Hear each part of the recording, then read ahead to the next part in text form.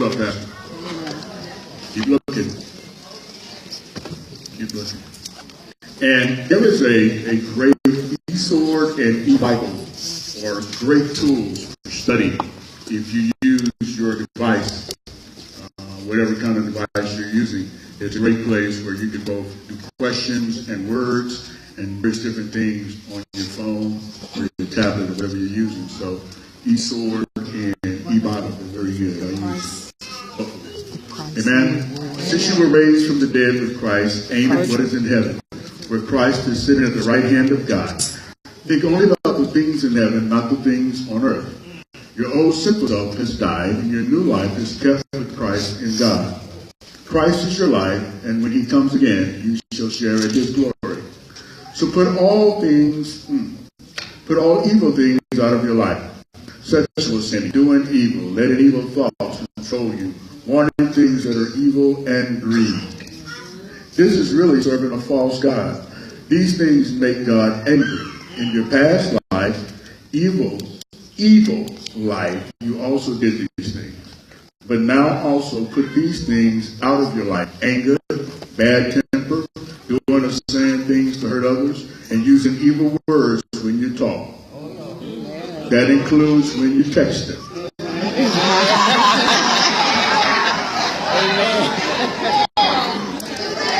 Hello. Get quiet now. Don't lie to each other, okay?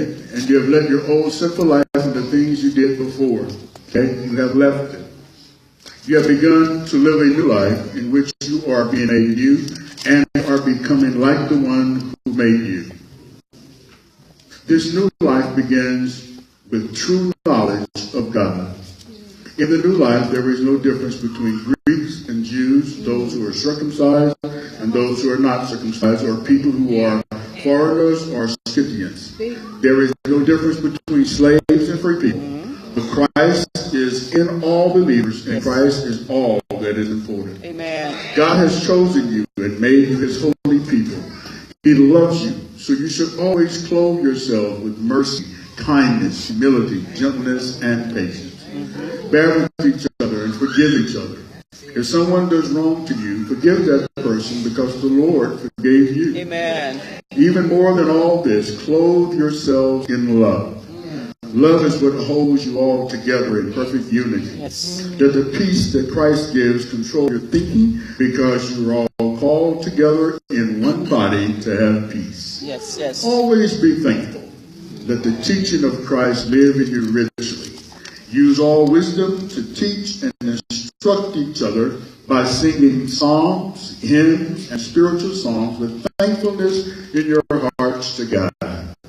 Everything you do or say should be done to obey Jesus your Lord. And in all you do, give thanks to God the Father through Jesus. Amen. Amen. Amen. Yes. Yeah, I want to teach them the subject, if then, what?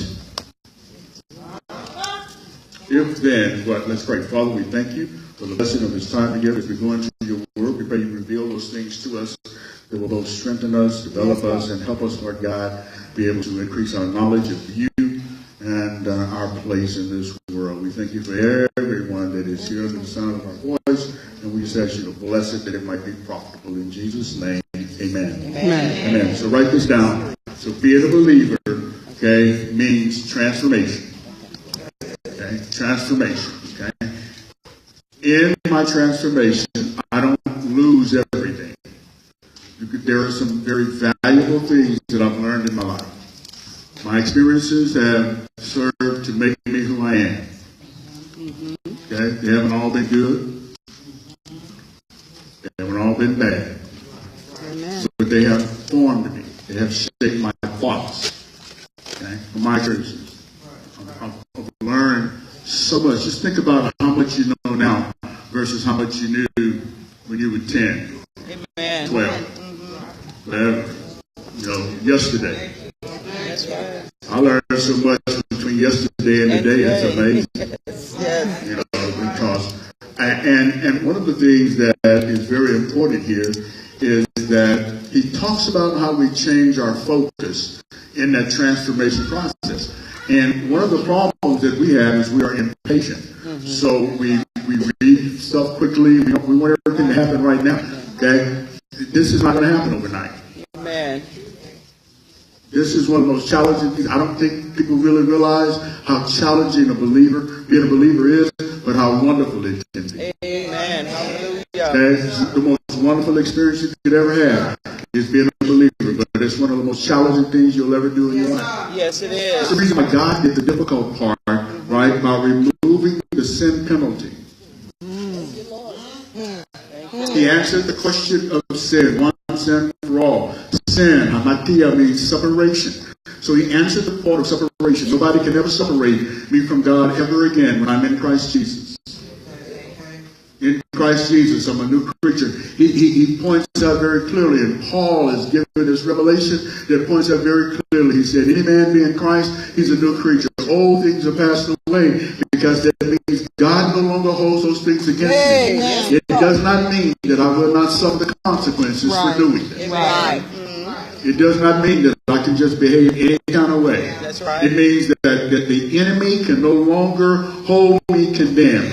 Right? Have you ever read Romans chapter 8? There is now, therefore, no condemnation to those who are in Christ Jesus. Because in Christ Jesus, the one man, the second Adam, died, right? In all of our places. It was answered completely. If he had missed in one just ounce of forgiveness had not been found in God's heart, he never would have raised him from the dead. Don't you hear me?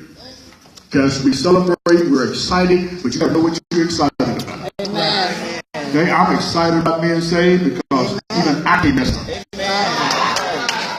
I done messed up a whole bunch of stuff, right? But even you can't mess this up. It is perfect forgiveness and the grace and the love of God. It is not anything that I earned. It is not anything I can manipulate or make happen. It is totally out of God's love. And out of that love, he gives grace and mercy, withholds from me what I deserve. Grace gives to me what I don't deserve. And out of that, though, he is determined not to leave me in this misshapen form that I am, because I am misshapen. I'm part. To be born again means to be whole. So part of me is developing into a whole person. But there's part of me that's still fractured and broken and damaged. That's a mess, isn't it? Yes. When God is showing you and developing you in the one way, but you keep stumbling over the same stuff that's there, that's because you got to release what's there in order to get what's here. Right. There is the only way that's going to happen. I'm going to tell you, I've learned it. I'm going to tell you, you'll never master it, but you learn it. The only way that I can move forward is I got to let go of some junk. If you notice the teaching I've been doing this year, I keep going back to the same thing, because what I've learned is the same mess I hold on to. I can't hold on to the mess and hold on to master. I cannot progress as long as I am regressing in the same mess. I can't do it. Amen. I can't. It has to do with my attitude, my very being. And the great struggle in transformation is holding on to what God is saying you got to let go. You don't ever see a butterfly wrestling in a cocoon trying to hold on to the shape of a worm.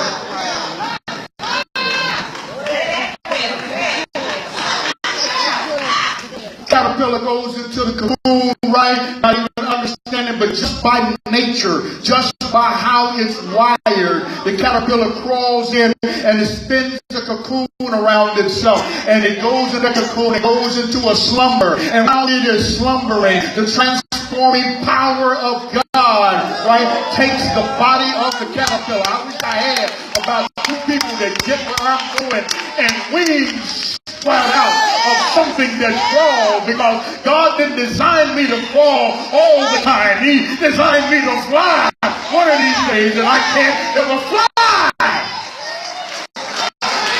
as long as I hold on to the caterpillar form. God, almost out of time right there. And so he says, since you were raised from the dead with Christ, aim at what is in heaven, raised from the dead with Christ means that when Christ died, right, all of my sin, you and I weren't even born yet. That's right. Okay? So it couldn't have been our acts of sin, right, that he forgave us of. It had to be our what? Position of separation. Right. You get that later. Our position of separation. That's why he lists these things there. Your old sinful self. Look at verse 5. He says, so put all the evil things out of your life. And he gives a list there because those things are of the old nature. Yes, yes. Those things represent separation. He's not saying it because God is some old buddy that doesn't want me to have pleasure. He's saying pleasure out of order causes disorder. Disorder causes chaos. Chaos can never be tied to a God who is full of order, power, and control. That's why when you let chaotic folk get in your life, right, they create damage, right? And when they leave, it takes you forever to try to get stuff back in order. Yes, yes. Because God didn't design me for chaos. God didn't design me for pain. God didn't design me for anguish and for suffering. I'm not designed for those things. I'm designed for the next list that he gives, right? He says what? Bring to the new life temperance and mercy and kindness and gentleness and humility and patience. That's what I'm designed for. I'm designed to fly, not to be on the ground. Let me put this right. When you let anger and bitterness harbor in your heart, you're dragging yourself down. Not the folks you hate on. Am I making sense to you? I gotta get this stuff out of me for me. And that's what makes it so challenging. Because some of the stuff that I got, I won't keep. I don't like you. I hate you. I want to keep hating you. I don't want no kindness. Come on. Because I got to be kind to one person, I got to be kind to you. Right. I don't like you.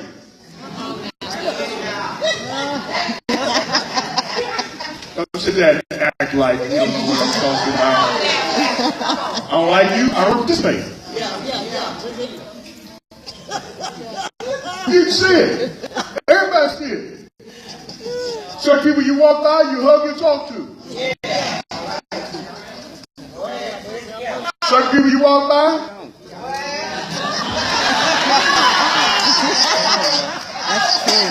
I don't care if you act like you don't see me. I'm still be like, hey, how you doing? I want you to ignore me. The more you ignore me, the more power God gives me. Because that just lets me know that I'm irritating the daylight out of you by God walking with me. A lot of folks don't like you because you're walking with God.